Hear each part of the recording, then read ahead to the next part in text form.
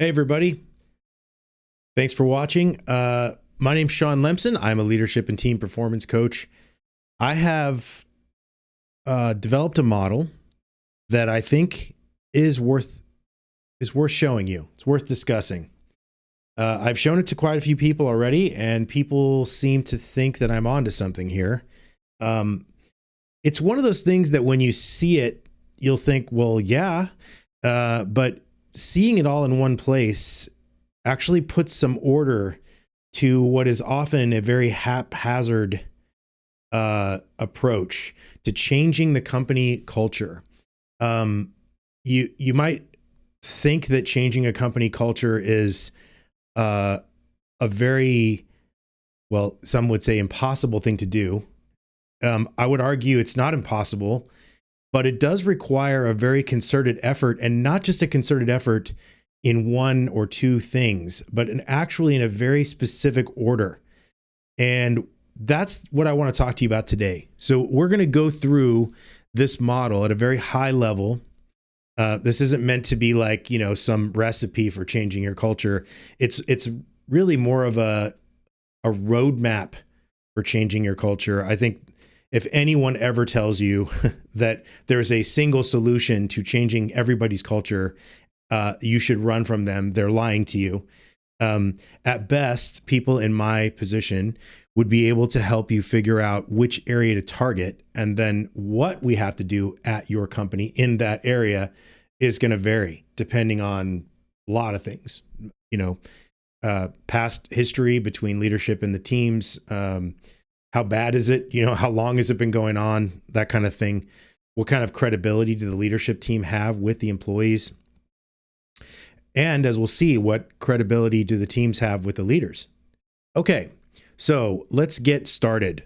First, let's just talk about one model that many of you are probably already familiar with, and that is Patrick Lencioni's 5 dysfunctions of a team model. This is a model that I have a lot of respect for. I've used it many times successfully. Again, if you've read this book, you know that the book isn't a how-to on how to get these levels, but it is a very nice explanation of how each level leads to the next.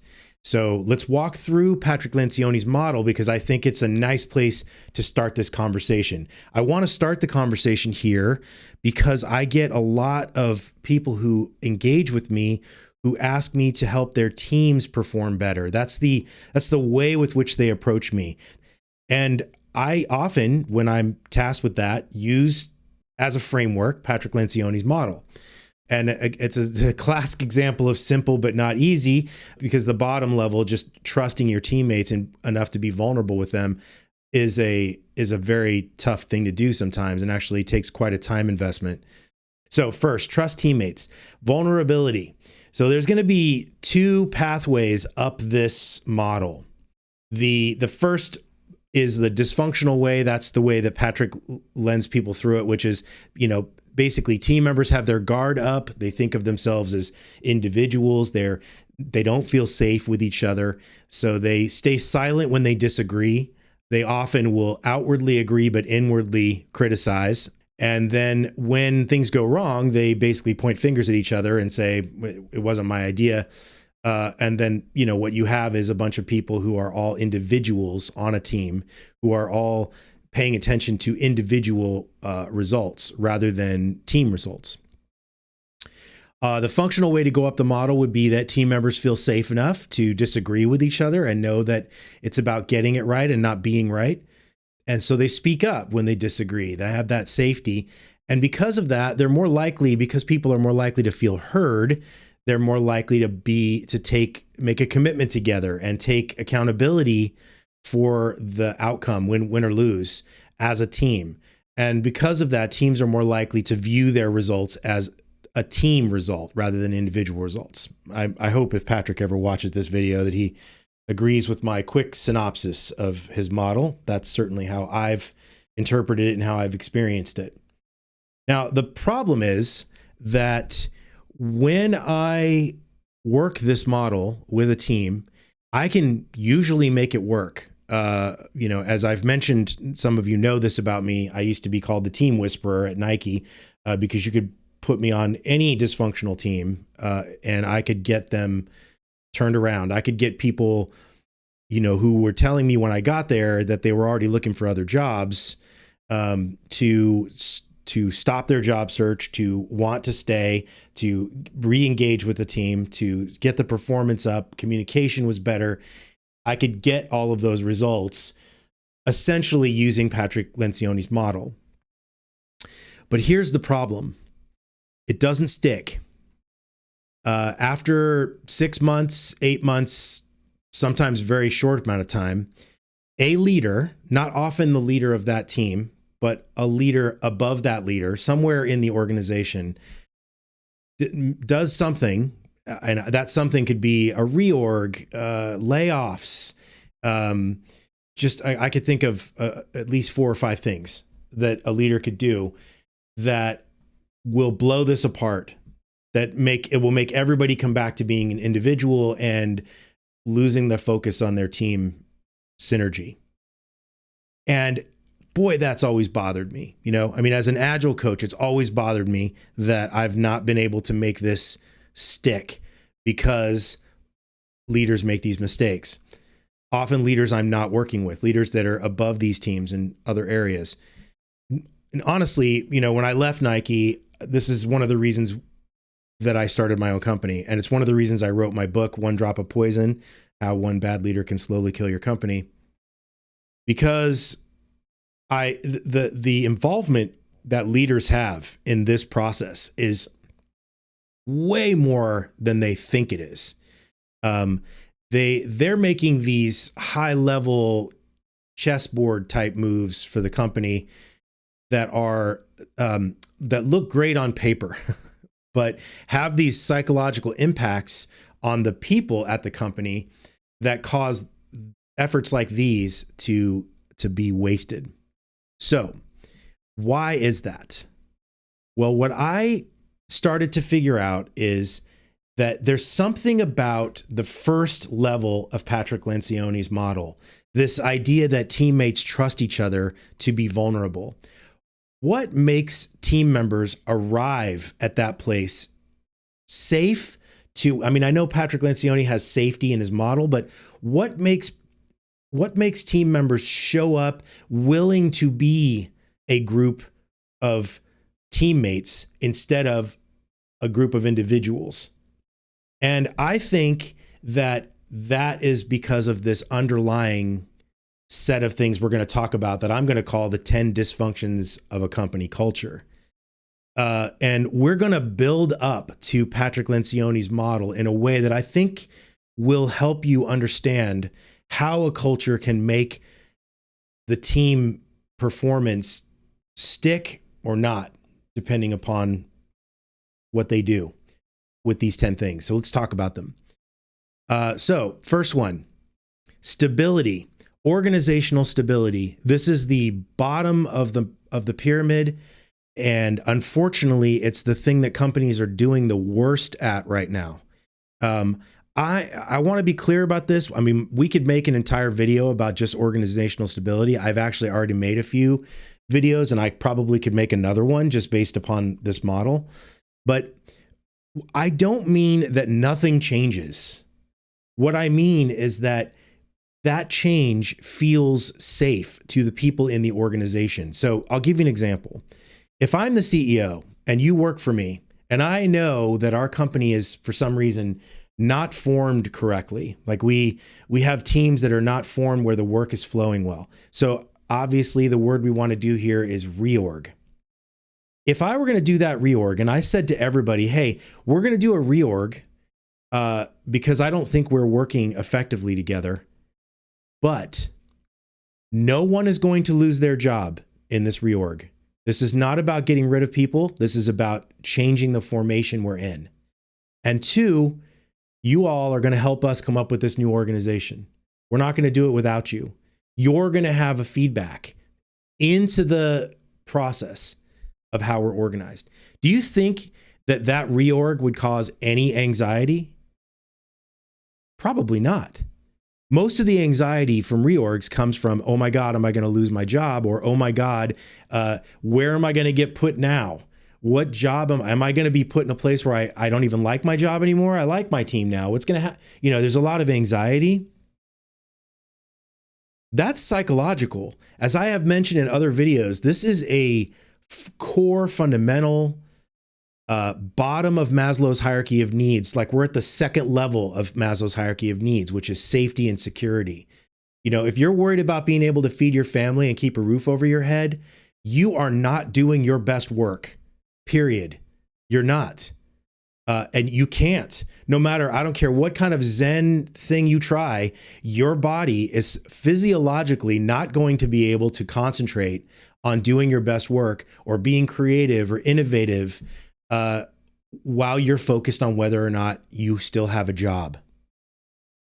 So when we don't have that, and this is what Maslow would tell you, if we don't have that safety, we immediately, everything above Maslow's hierarchy of needs takes second fiddle, if you will, to getting that stability back. So when you're in an organization that is constantly churning, constantly at risk of losing your job, layoffs at the drop of a hat, just to maintain a number in a quarterly earnings report, not because the company's going to go under. I'm talking about just trying to maximize profits all the time and treating human beings as expendable.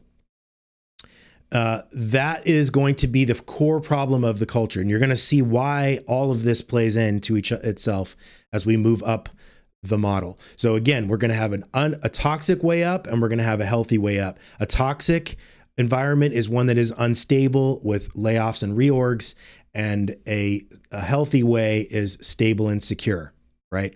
An example of this would be a CEO announcing to the employees, we see layoffs as the last resort. We see them as a failure of leadership, not as a failure of you. And so we're going to do everything we can we're going to hire carefully, and we're going to do everything we can to keep you and to make sure everyone has a job here. So mark my words, that kind of a thing. Again, it requires credibility.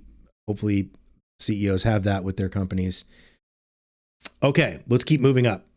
Next one up is safety. But in this particular case, safety gets dropped around a lot. I do mean psychological safety, because safety is a psychological thing. But I'm really mean at the cultural level, I'm talking about political safety. I'm talking about, is it safe for me to take on a project, or is that project going to be an albatross because it's doomed to fail? Is there jockeying going on to be in charge of certain projects because they're going to have a lot of visibility and could end up being promotion worthy? This is a weird way to attach safety to a culture by attaching it to success or promotion. So we want a culture of where it's safe to fail. Right? That's the healthy side. Safe to be on a project, put in your all, and not have that project work out the way everybody thought it was going to work out. It's not going to doom your career. It's not going to doom your job. You're okay. It's safe. And that's a great, you can't, obviously this plays nicely into organizational stability, but it is a separate thing that happens after stability. Then you get safety. If you have a fear of failure at your company, whether that's for your own job or for your career, this is the very unhealthy brewing of a very unhealthy toxic culture. All right, next one, purpose. Yeah, I'm going to use two different kinds of purpose. Daniel Pink likes to describe these as capital P purpose and lowercase p purpose. I love that, so I'm going to use that here. Capital P purpose is, why does this company exist? What do we do at this company?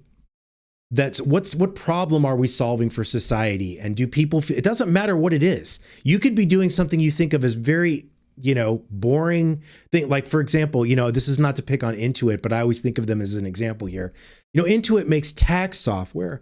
That can be not only, boring for some people, but negative, but not for an accountant, not for someone who really likes this, who felt, so you want to make your capital P purpose something that everybody knows and feels, right? It isn't just a job. We're actually trying to solve a problem for people. To use Nike as an example, they're big on personal health. If you work at Nike, you get very quickly brought into the fold that we're here to serve athletes, and everyone's an athlete, not just Olympic stars. Anybody that's walking around the block needs a good pair of shoes, So you get big on that capital P purpose when you work at Nike. But don't stop there, because capital P purpose can be written on a wall and forgotten about. Lowercase p purpose is about, what is my purpose on this team? What does my team do here for the company?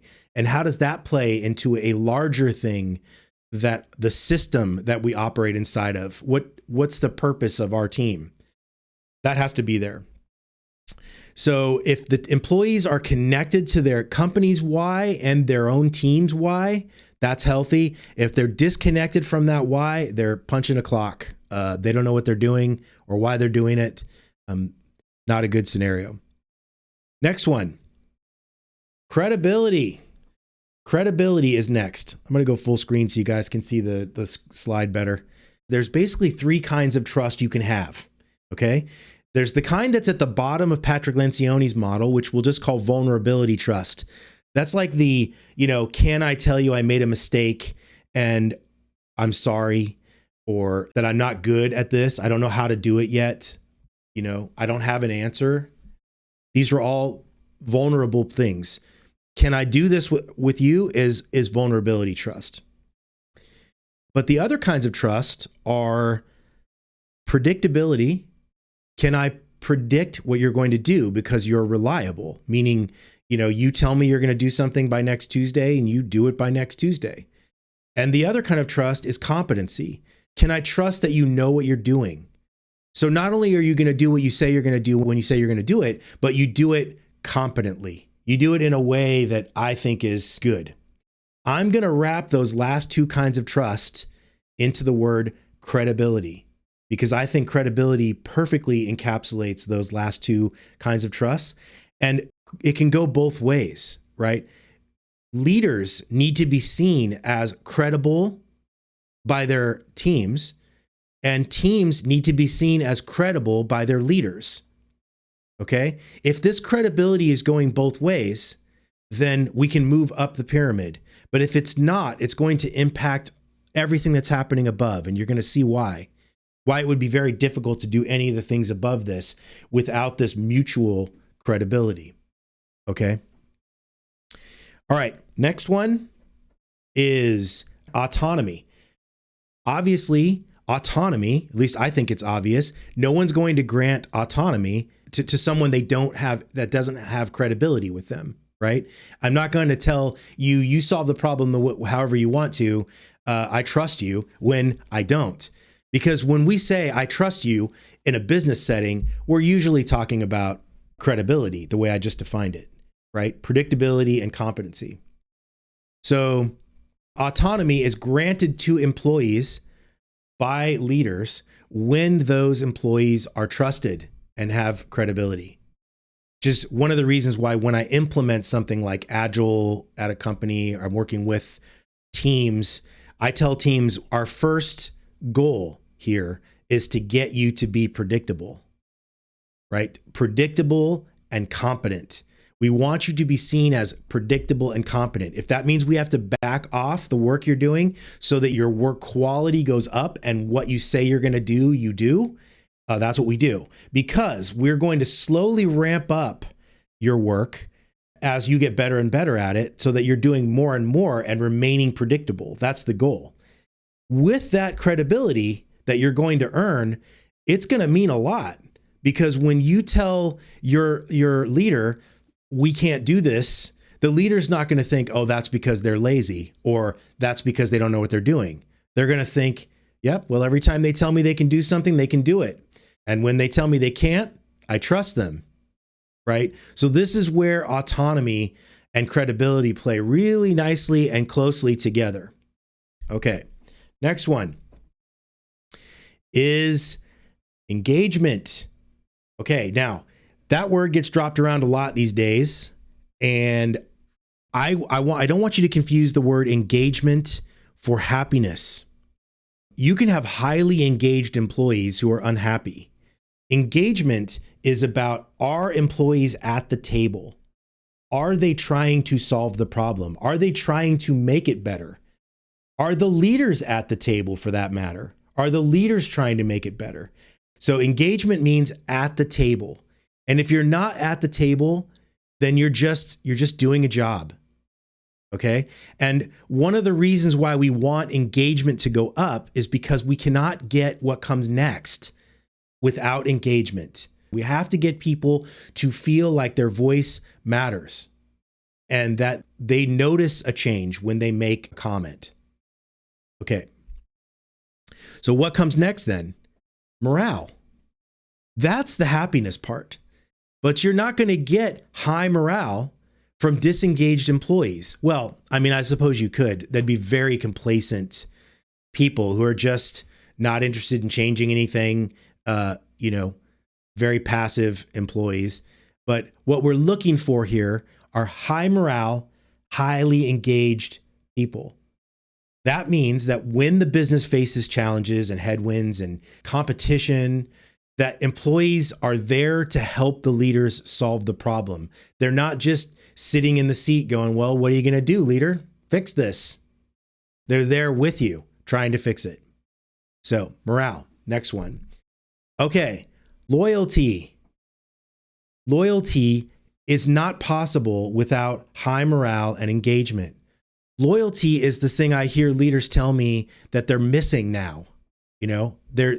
Nobody's loyal anymore. People will just leave the company left and right.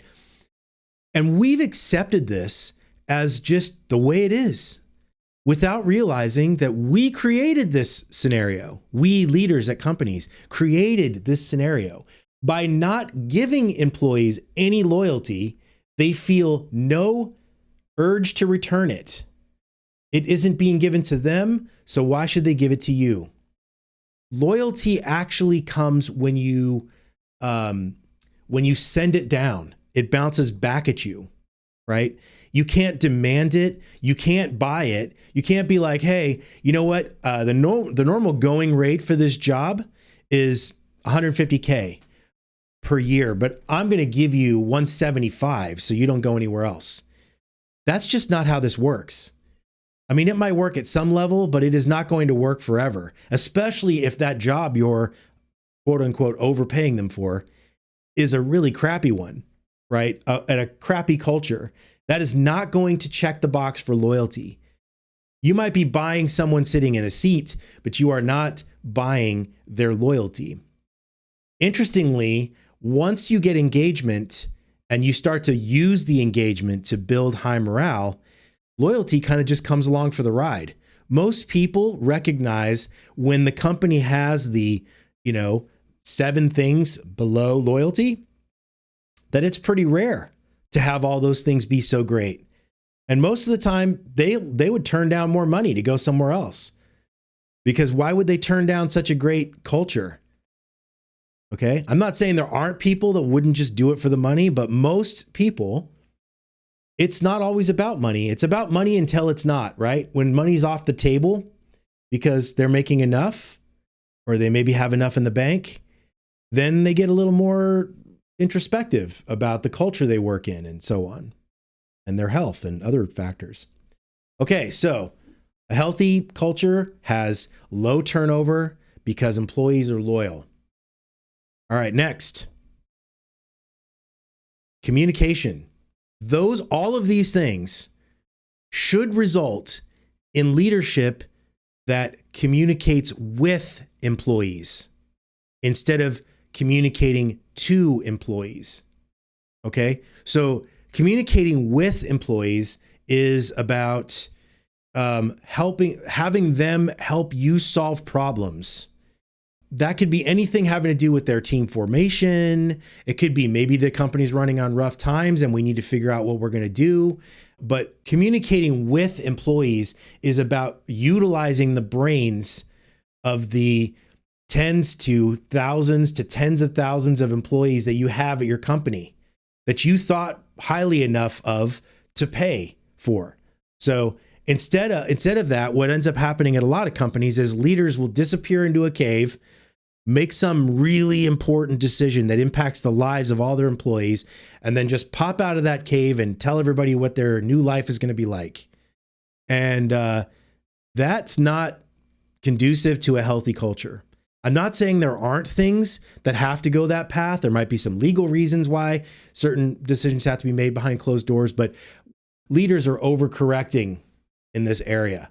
They are becoming way more like the chess master archetype that I describe in my book, where everybody just the leaders just go into the room and make their decision and then pop out and tell these chess pieces which teams they're going to be on and where they're going to be going. All right. Lastly, if you have all of these things, then the work becomes what I call challenge stress. Challenge stress is physiologically different than its counterpart, which is impossible stress. Challenge stress is you're giving me something to do and it doesn't feel impossible, but I may not know how to solve it right now. Like, you know that phrase, challenge accepted. Okay, that is describing challenge stress. It means someone's giving you something to do and you think, okay, I don't know how we're going to do that, but I know we can. I just feel it. You either know you have the resources or you've got a new technology you can play with that you think might do it, or there's some way in your head that you're thinking, I think I can do this. So it's challenging, but it's possible. It feels possible. And when you have that challenge stress, what you have is a mentality to say, come on, guys, let's do this. Let's do this. Let's, as a team, let's do this. Let's attack this, right? But if you have impossible stress, that's the dangerous kind. That's the, there's no way we're going to do this. It's the death march at the company. It's a complete surrender, for many people. It's the cortisol inducing, life shortening, kind of stress. Challenge stress, on the other hand, secretes oxytocin, which is a trust sort of feel good, trusting others kind of chemical that we secrete. That's what makes the challenge stress say things like, someone under challenge stress say things like, come on, guys, let's do this. We can do this. It's a team building kind of stress. Impossible stress is the kind that can make what I would call the superhero mentality at your company. It's this diving catch thing that's always happening where someone's trying to be the hero and solve the problem. And, this creates this environment where people feel like they're actually competing with each other. Okay. To get through. Some people are just surrendering under this kind of stress. And some people go try it anyway. They just work harder and harder and harder. These are the people that are burning out ultimately. Now, I hope you are noticing that this moment right here is the moment that we are about to enter Patrick Lencioni's model, right? I mentioned that this step aside, I'll do it mentality that comes along with impossible stress is the kind that will lead us up the dysfunctional path of Lencioni's model on a team, right? This step aside, I'll do it makes us a group of individuals. And this let's go, we can do this makes us a team. So if we're entering in to Patrick Lencioni's model with this let's do this mentality, we are more likely to end up at the top of his model on the healthy side. And what I have observed, where I have gotten teams to temporarily suspend a toxic culture in their mind, this has been my experience at Nike and other places. I will get them to the team to suspend their understanding of whatever they view in the culture as toxic. long enough to perform well. But the reason it bounces back is because something reminds them of the culture. Something down below just goes, hey, remember, it's crappy here, you know? Or remember, you thought you were just fine, but your coworker just got laid off and you thought that person was doing great work. So now you're worried about your work. So now it's time to start clamping down on this team business and start thinking about your own career and your own success. Because you can't afford to fail because just some new guy shows up and doesn't know what he's doing. Right? It just makes you into a bunch of individuals. So I hope that helps to sort of kind of tie together what I think of as a very brilliant team model to what I think is the underlying reason why that team model often doesn't succeed. And this video has gotten really long, and I'm sorry, but I really wanted to take the time to walk you through the pyramid from the bottom to the top. Again, I just want to point out the model itself isn't the solution, right? The model is a roadmap. If you're poking away at why can't we get people to be more loyal, and you're trying to, increase pay packages and get your benefits packages better and other things you're hoping will buy loyalty without addressing all the things below it, you're not going to succeed. I mean, I don't want to be, overly negative, but your chances of succeeding by just taking pot shots at the various levels of this pyramid are very low. And this is actually one of the reasons why company cultures don't change successfully often. It's because we haven't started at the bottom. Oh, there is one more slide build I forgot to show you, which I think is kind of important. And that is, what levels do these pyramids kind of land on the leadership level at the org? I would like to say that I think that the bottom three are kind of in the executive territory, and then all the other leaders, so in other words, anybody that has direct reports, plays a role in the blue areas of the pyramid. And this is important because, I've worked with senior vice presidents who believe with every word I just told you about the healthy side of culture. They are all in that blue area, just rocking it. And even they are undermined by the purple area when it's done poorly. This is, by the way, why those leaders leave those companies, because they're looking for companies where the executive team gets it with them. Okay, enough said. That's it for this video. Thanks for your time. I hope you found this to be informative. Hope you need a neck brace from so much nodding from what I was talking about. I'll catch you next time.